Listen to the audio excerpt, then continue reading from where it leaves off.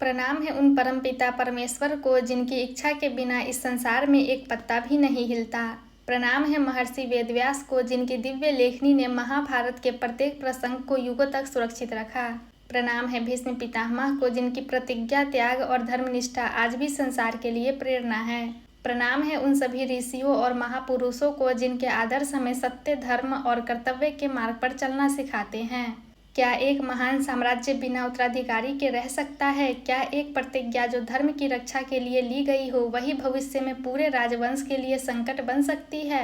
आज की कथा में हम जानेंगे कि विचित्रवीर्य का विवाह कैसे हुआ, उनका जीवन इतना छोटा क्यों रहा और उनकी मृत्यु के बाद हस्तिनापुर किस गंभीर संकट में फंस गया। नमस्कार प्रिय दोस्तों, आप देख और सुन रहे हैं पवित्र पथ। आइए महाभारत की इस पावन यात्रा को आगे बढ़ाते हैं। पिछले एपिसोड में हमने देखा कि भीष्म पितामह काशी के स्वयंवर से अम्बा, अंबिका और अम्बालिका को हस्तिनापुर लेकर आए। अम्बा ने बताया कि वह मन ही मन राजा सालव को अपना पति मान चुकी थी। भीष्म ने उन्हें सम्मानपूर्वक सालव के पास भेजा, लेकिन सालव ने उन्हें स्वीकार नहीं किया। जब अम्बा पुनः भीष्म के पास लौटी तब भीष्म अपनी ब्रह्मचर्य प्रतिज्ञा के कारण विवाह नहीं कर सके। यहीं से अम्बा के मन में प्रतिशोध का बीज पड़ गया।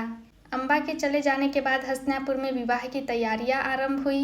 राजा विचित्रवीर्य का विवाह काशी की दो राजकुमारियों अंबिका और अम्बालिका के साथ वैदिक विधि से संपन्न हुआ। पूरे हस्तिनापुर में उत्सव का वातावरण था। भीष्म पितामह ने स्वयं सभी व्यवस्थाओं का ध्यान रखा। रानी सत्यवती प्रसन्न थी कि अब कुरुवंश आगे बढ़ेगा। विवाह के बाद विचित्रवीर्य हस्तिनापुर के राजा के रूप में शासन करने लगे। चूंकि वे अभी युवा थे, इसलिए राज्य के महत्वपूर्ण निर्णयों में भीष्म पितामह उनका मार्गदर्शन करते रहे। राज्य में शांति थी, प्रजा सुखी थी, लेकिन विचित्रवीर्य का स्वास्थ्य धीरे धीरे कमजोर होने लगा। महाभारत के अनुसार कुछ वर्षों के भीतर ही विचित्रवीर्य गंभीर रूप से बीमार पड़ गए। राजवैद्यों ने उनका उपचार किया, यज्ञ और अनुष्ठान भी हुए, लेकिन उनका स्वास्थ्य नहीं सुधरा। अंततः वे संतानहीन अवस्था में ही इस संसार से विदा हो गए।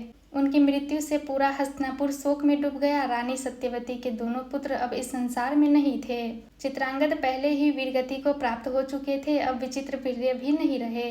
विचित्रवीर्य की कोई संतान नहीं थी। हस्तिनापुर पर सिंहासन खाली था। पूरे राज दरबार में चिंता फैल गई। मंत्री, पुरोहित और प्रजा सभी एक ही प्रश्न पूछ रहे थे, अब हस्तिनापुर का अगला राजा कौन होगा? रानी सत्यवती गहरे चिंतन में डूब गई। उन्हें अपने पति राजा शांतनु की बातें याद आने लगी। उन्हें भीष्म का त्याग याद आ गया। यदि भीष्म ने प्रतिज्ञा न ली होती तो आज यह संकट कभी उत्पन्न नहीं होता। लेकिन भीष्म अपने वचन से पीछे हटने वाले नहीं थे। एक दिन सत्यवती ने भीष्म को राजमहल में बुलाया।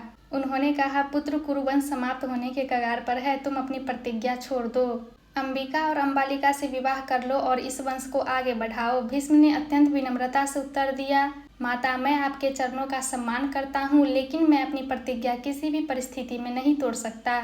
मैंने देवताओं और अपने पिता को साक्षी मानकर आजीवन ब्रह्मचर्य का व्रत लिया है।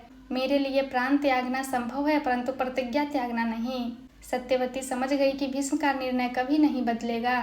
भीष्म के जाने के बाद सत्यवती अकेले बैठी रही। उन्हें अपने जीवन का एक ऐसा रहस्य याद आया जिसके बारे में हस्तिनापुर में बहुत कम लोग जानते थे। युवावस्था में महर्षि पराशर के वरदान से उन्हें एक तेजस्वी पुत्र प्राप्त हुआ था। वह पुत्र जन्म लेते ही तपस्या के लिए चला गया था। वह कोई साधारण बालक नहीं था, वह थे महर्षि कृष्ण द्वैपायन वेदव्यास। सत्यवती जानती थी कि अब कुरुवंश को बचाने का मार्ग शायद उसी महान ऋषि के पास है। अब हस्तिनापुर के सामने दो प्रश्न थे, राज्य का उत्तराधिकारी कौन बनेगा और कुरुवंश को आगे कौन बढ़ाएगा।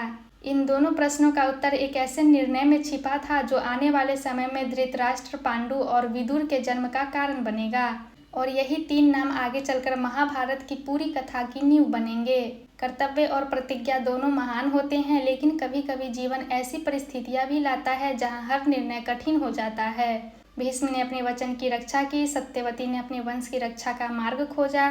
दोनों अपने अपने धर्म का पालन कर रहे थे। महाभारत की यही विशेषता है। यह हमें बताती है कि जीवन में हर परिस्थिति सरल नहीं होती। आज हमने जाना कि विचित्रवीर्य का विवाह कैसे हुआ, उनका जीवन क्यों अल्पकाल में समाप्त हो गया और हस्तिनापुर उत्तराधिकारी के संकट में कैसे फंस गया। अगले एपिसोड में हम जानेंगे महर्षि वेदव्यास का हस्तिनापुर आगमन, नियोग की प्रथा क्या थी और कैसे धृतराष्ट्र, पांडु तथा विदुर का जन्म हुआ। यदि आपको आज की कथा पसंद आई हो तो वीडियो को अवश्य लाइक करें और कमेंट में अवश्य लिखें, धर्म ही सबसे बड़ा बल है। आपका एक कमेंट हमें इस महागाथा को प्रामाणिकता और श्रद्धा के साथ आगे बढ़ाने की प्रेरणा देता है। फिर मिलेंगे अगले एपिसोड में, तब तक के लिए धन्यवाद प्रिय दोस्तों।